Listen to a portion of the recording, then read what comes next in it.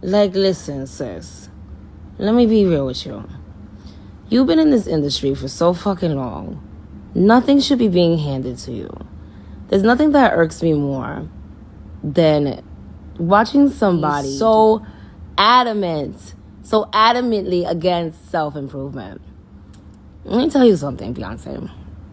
We do not really like Afrocentric Beyonce. We don't want braids. We don't want no You guys, so Azalea Banks is still out here on she on Beyonce's neck about this house music. um, I don't know. I don't know the backstory, so I don't know what's going on with that. I thought Beyonce and Azalea Banks worked together before years ago. I could be wrong, but I don't know why I was thinking that. Maybe it was somebody else, but to me, from what she jumped on her about giving the flowers to Robin S. Um, and at the end of the day, the whole story with the Robin S. situation is that Robin S. do not own the song "Show Me Love." It's owned by Andrea Martin, whom is now deceased, so it's handled by her estate. More than likely, she was the writer, and all of that is out there, and so that's why Robin S. wasn't notified about the song. Um, but Beyonce sent her flowers, and so Azalea had something to say about that. And then this morning, she kind of went on this whole thing about we don't like the Afrocentric Beyonce, and we want her to go back to being the white Beyonce, and she needs to get in that battle with Adele. I'm not even going to try to post all that stuff she was saying because it was just, a lot of stuff, right? Her opinion. Let's just put it that way. And to me, just listening to her though for these past 2 days, I do feel like she is wanting Beyonce to reach out to her, if that makes sense. She feels like she should have went to her to work on this project or at least that song. We don't know what the rest of Beyonce's album is going to sound like. And so I think it's assuming if people are thinking that the full album is going to be a dance album, we don't know that. When she's saying Renaissance, I'm thinking that she means all of it, all of the music that has been here, right? That's what I'm thinking. When you think art, when you think of the Harlem Renaissance, you think of the music, you think of the acting and the dancing and all of those things, the art, the poetry, all of those things that were going on at that time. The movies, I said acting, but you guys get what I'm saying. Like it was a time when black people just embraced their culture. And so I'm thinking that's where she's going with this album. But I don't know. Maybe the whole album is a house album. Who's to say? But I think it's a better way for Azealia Banks to get into, to get her attention and then to sit and kind of insult her with all of this stuff. But yeah, she's kind of still going, and then she's saying that people don't know what they're talking about. Um, I feel like house music never went anywhere. Everybody's just not into house music, right? It's kind of like that. Well, what used to be an underground scene in hip hop, everybody wasn't into it, but it was there and it had life for the artists that were there. Um, and some other genres like punk. Everybody wasn't into punk, but it still was like a branch of rock music, right? It's okay. Like you don't have to, if you're doing what you're doing to be known, just to be known for it, then that's probably not the best reason to do it. You should be doing it because you really in love and you're it. But I feel like she wants to work with Beyonce, but she don't know how to say that. That's kind of what I'm getting from it, because I don't really get why she's doing all this talking. She did not create house music. Beyonce is not recreating house music.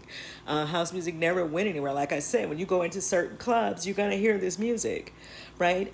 But when you're thinking pop culture, it's not at the forefront. And I don't think these people are going to bring it to the forefront because it's never went anywhere and it's not at the forefront.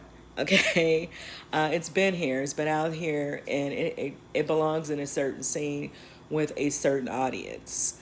Like I said, with just like some other genres. And so It is what it is. I feel like if she really wanted to work with Beyonce, it was just a better way of her getting her attention than to do all this insulting.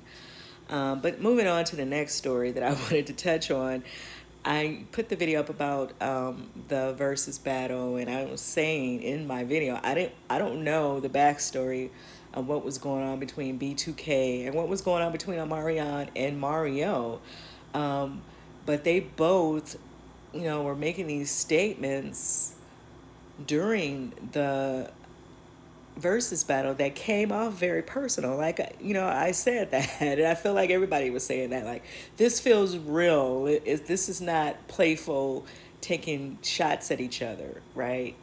Um, it was like it felt personal, and so I guess it is. So Mario, he of course posted. Everybody that was a part of it posted statements. He didn't really go after Omarion, but then he put the coffin up there and all this stuff. And so Omarion then later on posted, and he was kind of saying little things towards B2K, and then he said Mario was going to open up for him. It was a good night for R&B, but Mario's still opening up for him. So in other words, he's still saying I'm the bigger artist. I don't know if that's true or not. Like, and who cares who's opening up for who, right? At the end of the day, it's what you bring to that show is what you really need to be concerned about. Then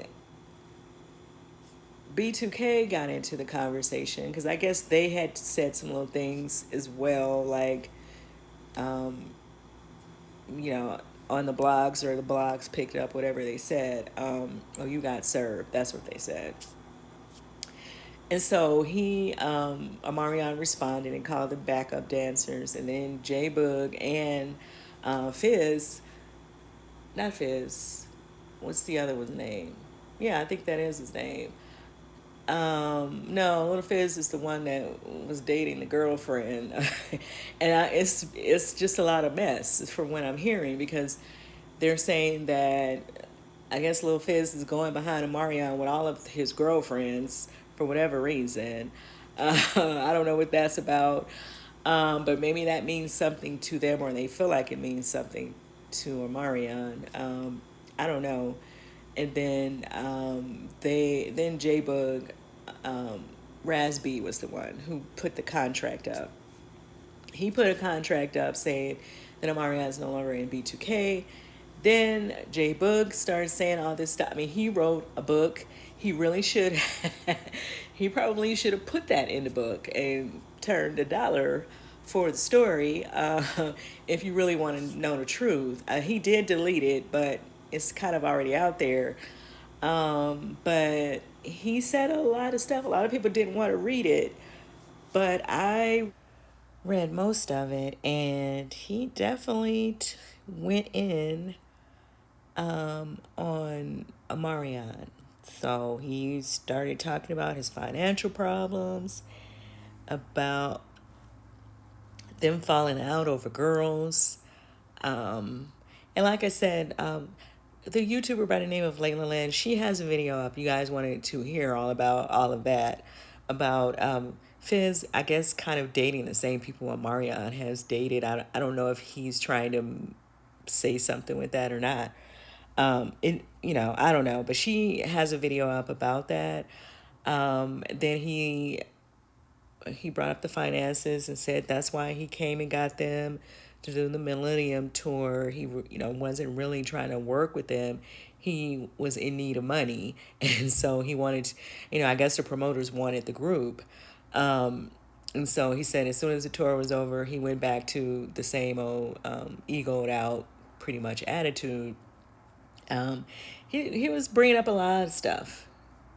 And then he kind of went into how he and some of the other guys made contributions to the group as well. They were not just backup dancers. I remember them. Like I said, I'm not into these people like that because this was not my generation. They like the generation behind me. And I'm not, I'm not for them like that. They're not for me and I'm not for them. And so I'm just saying I wasn't a fan like that, but I do remember seeing them. And I know they were in some movies, or at least two of them. And so I feel like I get what he was saying in his statement. Like, it wasn't just Omarion's world. It was kind of how they tried to build that whole thing with, and I, not to even bring that up, but the Beyonce and Destiny Child situation, where people made it a point to push the Beyonce out front. And I feel like he's trying to say that Omarion was trying to do that as well, push himself out there. And so, and it didn't work out. He's saying that Chris Brown kind of took his career and Bow Wow took his tour. Because I think one of them didn't that, I think they had an album called Millennium or something, didn't they? I don't know. And I guess he's saying that Bow Wow was the draw for that tour. I guess that's what he was saying with that. But he was bringing up a lot of stuff, a lot of personal, very personal things. And so I guess what we were feeling watching that Verzuz is true. There's definitely some personal things going on there. And that's unfortunate that Verzuz allowed that to happen. I think that's why I said in my last video, they should have went with the group battle. You know, Omarion couldn't even handle the solo verses anyway, and so it didn't make sense to watch that. And I'm not saying that he's not talented or whatever. Maybe he was having a bad night. Maybe he was nervous. Maybe I just don't know that he never had of certain type of vocal abilities. I just know certain songs by him. Well, I know, oh, I like that song, oh. I know he had some other songs as well. But to say that, like I said, I'm not that person that's going to go get dressed and go to see B2K or get dressed to go see Omarion. I'm not that girl. And so, I don't know. I don't think I've ever heard him live anyway. And so, yeah, I think Versus kind of, they should not have done that. They should have brought the whole group. And this is what why I was saying that. I feel like I hope they don't start mismatching people and putting people together just because you're friends with them, right? It's not going to make sense. And if you're not really trying to honor an era of music, right, then why are we doing this? Why are we doing the versus thing, right? And that's kind of how I feel about that. He also brought up that his vocals were not on some of those B2K songs. He was saying that it was Little Steve, the guy who actually wrote the songs, and he was a part of Troop. Spread my wings, fly away. He was a part of that. I love Troop, so I didn't know that he was writing for these people, but yeah, so that was Scandal. But I don't really know if it's Scandal today, right? Because it's not, people are not really into raw talent anyway. And so they don't really care. They don't care if it's, if the person's not really singing. Like back in the day when these things happened, it was definitely looked at as scandal when people were using Martha Wash's vocals. Because they didn't want to use, they didn't feel like they wanted to put her out front. And people also, I guess, with the Milli Vanilli thing, I think a couple of their songs, other people were singing those songs. I think it was Kevin Liles, right, who's a music executive now. And then, even coming into today with the conversation behind songs being given to Jennifer Lopez that still had Ashanti's vocals on there. And so these type of things do happen. Back in the day, it would have been viewed as a scandal. I don't think it's a scandal so much today because there's not a lot of raw talent out here anyway, right? So I don't think anybody's surprised that Omarion wasn't singing these songs or singing the whole song. But yeah, let me know what you guys think about all of this in the comments. Like I said, he took the statements down, but I'm sure they're still up on the blogs if you guys want to read the full thing. he put a lot out there. He definitely went in and let have. But let me know what you guys think about all of this. Like I said, if you guys want to hear about Lil Fizz going behind Omarion with these relationships, that's over on Layla Lynn's channel. She said the young lady that he was referencing in his statement was Jennifer Friedman. Omarion was dating her at one time. And then we, of course, know about the April Jones situation. So I don't know who else, but Boog was definitely saying that, he allowed girls to come in between them. Why you want to go behind this man in the first place, I don't know. And I don't know how that's supposed to make Omarion feel bad that somebody's going behind him, right? But I digress. I don't know what that means. I'm not a man. I don't get it. you know, but yeah, let me know what you guys think about all of this in the comments. How do you feel about that Verzuz now, knowing that there was personal things going on there between Mario and Omarion, and then he said that Verzuz told them that they wanted Omarion because he was the one singing, and that's kind of why he brought up the whole little Steve situation in his statement. I think that B2K blew up because they were all very young, cute guys. And I think that people make these friendships in the industry and they lead with their friendships and not with honesty. And that's what I think about Verzuz. And I feel like Verzuz will eventually fade off if they start using tactics like that. Like, yeah, B2K should have came out. B2K should have been the draw for this Verzuz against Pretty Ricky or whatever other group was out at that time. I think you doing things just for your friends did not make sense because that Verzuz didn't make sense. To be honest, I enjoyed the first part of it with Ray J and the rest of the guys more than the second part. I'm just being honest about that. But you guys can let me know what you think about all of this and if you got feelings about it. Like I said, go check out Layla Lynn's video. And I think you can go to the blogs if you want to read the full statement from J Boog. It was very interesting. Definitely, it didn't look like it was worth reading, but it was because he definitely put a lot of stuff out there. He probably should save that for a book. I'm sure the publishers was reaching out. I'm sure they was reaching out because he's entitled to tell his story. And that's unfortunate that Verzuz didn't do the right thing with that. But let me know what you guys think about that in the comments, and I'll see you guys in the next video. There's many lovers, woo, to ease the pain of having no one in my life. Now I'm tired of being undercover, yeah. It's time to navigate my feelings tonight.